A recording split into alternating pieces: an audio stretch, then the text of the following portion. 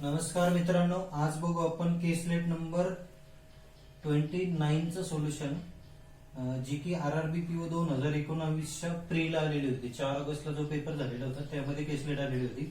तर काय काय दिलेलं आहे केसलेट मध्ये? एक शाळा दिलेली आहे, त्या स्कूलमधील नंबर ऑफ क्लासेस दिलेले. किती क्लासेस दिले? 5 क्लासेस. मग 5 क्लासेस कुठले कुठले दिले तर त्यांनी सांगितलंय की फर्स्ट, सेकंड, थर्ड, फोर्थ आणि फिफ्थ असे 5 क्लासेस दिले. या 5 क्लासेस मधील टोटल नंबर ऑफ स्टुडंट सांगितले आपल्याला. मग टोटल नंबर ऑफ स्टुडंट किती दिले? 243 सांगितलेले. ठीक आहे, आता सुरुवात करू आपण सॉल्व्ह करण्यासाठी.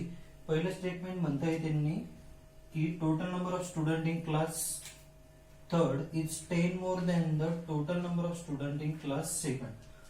Number of student in class third, total number of student in class third is 10 more than that of second. तर तिसऱ्या इयत्तेमध्ये दुसऱ्या वर्गापेक्षा किती विद्यार्थी जास्त म्हटलंय? तर 10 विद्यार्थी जास्त म्हटलंय. बट सध्या इथं कुणाला काही व्हेरिएबल पुट नका करू की याला एक्स दिलं आणि याला एक्स प्लस 10 केलं. हे सध्या नका करू, कारण की पुढे जर काही पर्सेंटेज मध्ये पार्ट म्हटलेला असेल तर तो व्हेरिएबल परत मग पॉईंट मध्ये कॅल्क्युलेशन जाते. ते टाळण्यासाठी फक्त सध्या इतकं ठेवा. त्यानंतर नेक्स्ट स्टेटमेंट काय म्हणता येते बघू आपण. तर नंतर म्हणता येतं total number of student in class 4 is 10% less than the total number of student in class 3. तर number of student in class 4 is 10% less than the third म्हटलंय. म्हणजे चौथ्या वर्गामध्ये असणारे विद्यार्थी तिसऱ्या वर्गामध्ये असणाऱ्या विद्यार्थ्यांपेक्षा 10% लेस. मग 10% लेस म्हणजे कितीने लेस असतं? 1/10 ने लेस असणार. 10% लेस म्हणजे किती? 1/10 ने लेस. 1/10 चा मिनिंग काय होतंय की जर तिसऱ्या वर्गामध्ये 10 विद्यार्थी असतील तर चौथ्या वर्गामध्ये त्याच्यापेक्षा एक विद्यार्थी कमी म्हणजे 9 विद्यार्थी असणार. मग तिसऱ्या आता इथून स्टार्ट करा की थर्ड क्लास मध्ये नंबर ऑफ स्टुडंट किती असाइन केले मी? तर 10x. फोर्थ क्लास मध्ये किती केले? तर 9x केले. ठीक आहे, आता इथून व्हाईस वर्सा उलट जाता येईल मला. त्यांनी काय म्हटलं होतं? तिसऱ्या वर्गामध्ये दुसऱ्या वर्गापेक्षा 10 विद्यार्थी जास्त आहेत. तिसऱ्या वर्गामध्ये दुसऱ्या वर्गापेक्षा 10 विद्यार्थी जास्त आहेत म्हणजेच काय? तर दुसऱ्या वर्गामध्ये तिसऱ्या वर्गापेक्षा 10 विद्यार्थी कमी. सपोज मी असं म्हटलं असेल की इथं 20 आणि 30 जर असं म्हटलं असेल आता इथं काय स्टेटमेंट बनवू शकतं की number of student in class third is 10 more than that of second, किंवा number of student in class second is 10 less than that of third. सेकंडचे जर तिसऱ्या वर्गामध्ये 10 जास्त असेल तर दुसऱ्या वर्गामध्ये 10 कमी असणार आहे. मग 10 कमी, आता इक्वेशनच्या टर्म मध्ये कसं दाखवणार आहे आपण? इथं जर 10x असेल तर इथं किती असणार आहे? याच्यापेक्षा किती विद्यार्थी कमी? तर 10 कमी. म्हणजे 10x मायनस किती येत आहे? तर 10 येत आहे तिथं. ठीक आहे, हे एवढे जितके होते याच्यापेक्षा 10 कमी. आणि जर उलट गेलं तर आपण त्यांनी काय म्हटलं होतं की तिसऱ्या वर्गामध्ये याच्यापेक्षा 10 जास्त, तर 10x मायनस 10 पेक्षा 10 जास्त म्हणजे फक्त किती येणार? तर 10x येणार. नंतर आता या दोघांबद्दल काहीतरी सांगितलेलं असणार आहे पुढे. The number of student in class, total number of student in class 5th is 50% more than the number of student in class 2nd. तर आता सांगितलंय की 5व्या वर्गामधील विद्यार्थी हे दुसऱ्या वर्गामधील विद्यार्थ्यांपेक्षा 50% मोर बोलले. Number of student in class 5th is 50% more than that of number of student in class 2nd. मग 50% मोर म्हणजेच मिनिंग काय असतं? 50% मोर. 50% मोर म्हणजे 1/2 न मोर. 1/2 न मोर म्हणजे जर क्लास 2 मध्ये नंबर ऑफ विद्यार्थी किती असतील? 2 जर असतील. इथं नंबर ऑफ स्टुडंट जर किती असतील? 2 असतील तर 5व्या वर्गामध्ये किती असणार आहे? 3. 2:3 रेशो येणार. किंवा 100 वरती जरी खेळलं तरी चालेल. इथं 100 याच्यापेक्षा 50 जास्त म्हणजे किती बनणार आहे? तर 150. आणि 100 आणि 150चा रेशो परत एकदा किती होणार आहे? तर 2:3.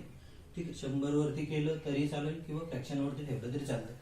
बट 100 वरती खराब कधी जातं? जर समजा मी इथं म्हटलं असतं 37.5% मोर जर म्हटलं असतं तर इथं 100 इथं 137.5.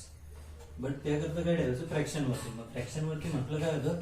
50% मोर म्हणजे 1/2 न मोर. तर 1/2 न मोर म्हणजे दुसऱ्या वर्गामध्ये 2 विद्यार्थी, तर 5व्या वर्गामध्ये 3 विद्यार्थी. ठीक आहे, मग आता जर आता 100-50 सोडून टाकू आपण, काही घेणार नाही याच्याशी. तर इथला हा 2 कुणाच्या बरोबर आहे? 10x मायनस 10 च्या. तर हा 3 कुणाचे इक्विव्हॅलेंट येणार? 2 म्हणजे जर 10x मायनस 10 असेल तर 3 म्हणजे म्हणजे कोणत्या तरी नंबरच्या दुप्पट आहे, इथं तिप्पट येणार आहे. सरळ काय होणार आहे? 15x minus 15. तर काय होणार आहे 15x मायनस 15 हे म्हणजे हा 2 टाइम्स तर 3 टाइम्स किती येणार आहे 15x मायनस 15 किंवा असं करावं लागेल तुम्हाला की 10x मायनस 10 म्हणजे 2 तर 3 म्हणजे किती मग याला कट केलं तर हे किती टाइम्स कटणार आहे 5 टाइम्स आणि 5 ने कट केलं तर किती होणार आहे 5 3 15 म्हणजे 15x मायनस किती होत आहे ते 15 असं केलं तरी चालेल बट गरज नाही एवढं करण्याची ठीक आहे तर डायरेक्ट 2 म्हणजे तेवढा 2 म्हणजे 10 तर 3 म्हणजे किती बनणार होता 15 बनणार होता 2 म्हणजे जर 10 असेल तर 3 म्हणजे 15 ठीक आहे अजून एखादं काहीतरी स्टेटमेंट दिलेलं असेल त्याच्यामध्ये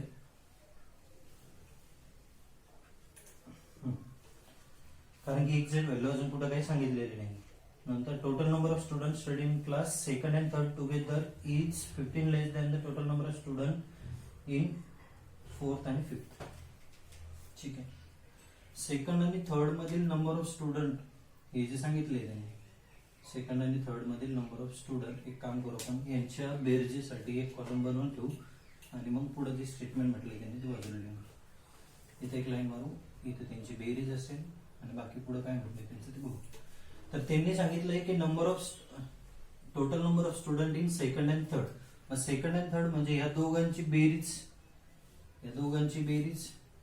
आणि इज 15 लेस दॅन म्हटले कितीने कमी आहे 15 ने कमी कुणापेक्षा तर फोर्थ आणि फिफ्थ पेक्षा मग फोर्थ आणि फिफ्थ पेक्षा म्हणजे या दोघांच्या बेरजेपेक्षा मग या दोघांची बेरीज जर केली तर 10x मायनस 10 आणि हा 10x म्हणजे किती येणार 10x किती होत आहे 20x किती आलं 20x मायनस किती येतं इथं तर 10 एक इक्वेशन बनलं इकडे काय येणार या दोघांची बेरीज जर केली तर 15 आणि 9 किती होत आहे तर 24 आणि इथं किती येत आहे 24 मायनस 15 आता कोण कोणापेक्षा जास्त म्हटलंय त्यांनी तर त्यांनी सांगितलंय नंबर ऑफ म्हणजे या दोघांची बेरीज ही 15 ने लेस आहे कोणापेक्षा या दोघांच्या बेरीजपेक्षा ही जर 15 ने लेस असेल मग इक्वेशन काय म्हणणार सोडवताना बनवा तर इथं या दोघांची वजाबाकी करावं लागणार सॉरी इथं काय येणार आहे x येणार आहे 24x मायनस किती होणार इथं 15 मग आता या दोघांची वजाबाकी जर केली तर इक्वेशन काय म्हणणार 24x मायनस 15 मायनस हा करावा लागेल तर तू मायनस काय येणार आहे 20x minus 10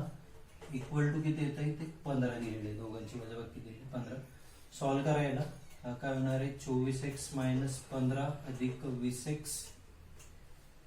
sorry minus 20x minus 20x आणि मायनस मायनस किती होत आहे प्लस 10 इक्वल टू किती होत आहे 15 24 मधून 20 गेले किती x उरले तर 4x उरले 10 मधून 15 गेले किती उरले मायनस 5 पलीकडे गेल्यावर कशामध्ये जाणार आहे प्लस 5 म्हणजे किती आले तर 20 x इज इक्वल टू किती येते 4 5 20 5 संपले घेतले मग तर x इज इक्वल टू 5 जर आला तर आता व्हॅल्यू पुट करा सरळ इथं तर 5 10 किती होत आहे 50 5 9 किती होत आहे 45 इथं 5 ने मल्टिप्लाय केला तर 15 5 किती होत आहे 75 मधून 15 गेले उरले किती 60 त्यानंतर इथं 5 10 50 मधून 10 गेले उरले किती 40 या सगळ्यांची बेरीज किती यायला हवी होती 243 पैकी इतके कव्हर झाले बाकी किती उरलं पहिले इयत्तेमध्ये नंबर ऑफ स्टुडंट सांगायचे राहिले तर हे 60 40 किती होत आहे 100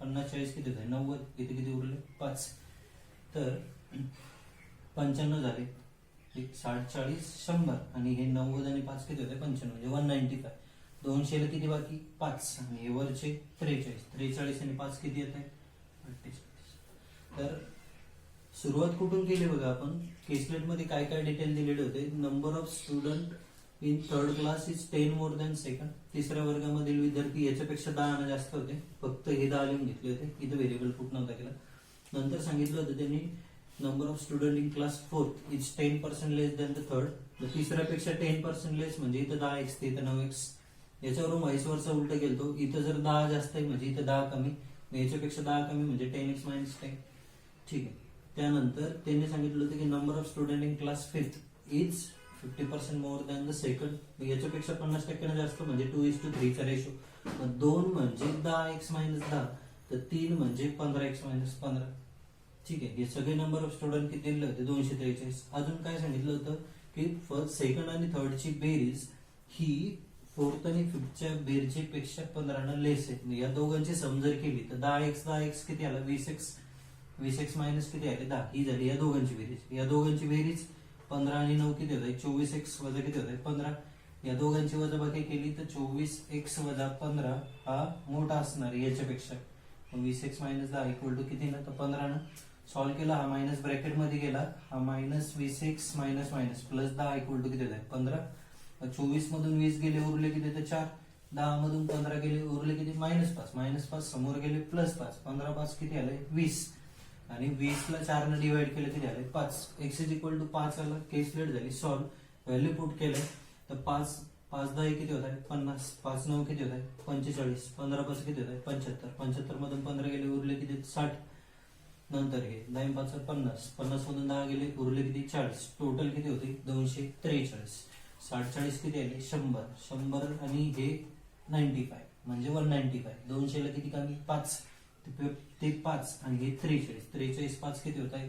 48. मग आता यानंतर काही जरी क्वेश्चन आला तर सॉल्व्ह होतो. हार्डली हार्ड किती मिनिटाचा क्वेश्चन होता? 2 किंवा 3 मिनिटाचा मॅक्स. नंतर उरले, आधी एकदा हे सॉल्व्ह झालं. जेव्हा केसलेट खराब राहते तेव्हा क्वेश्चन सोपे, जेव्हा क्वेश्चन सोपे असतात म्हणजे केसलेट जर सोपे असेल तर मग क्वेश्चन थोडेसे डिफिकल्ट असतात. त्याच्यामध्ये केसलेट मध्ये थोडंसं पार्ट डिफिकल्ट होता, डिफिकल्ट नाही म्हणता येणार, बट एक्स व्हेरिएबल वगैरे पुट करावं लागले, त्यामुळे क्वेश्चन जे असणार आहे याच्यावरती ऑब्व्हियसली सोपे असणार आहे. तर क्वेश्चन नाही आपल्याकडे, तर इतकंच महत्वाचं होतं याच्यामध्ये. तर उद्या अजून एखादी केसलेट बघू आपण.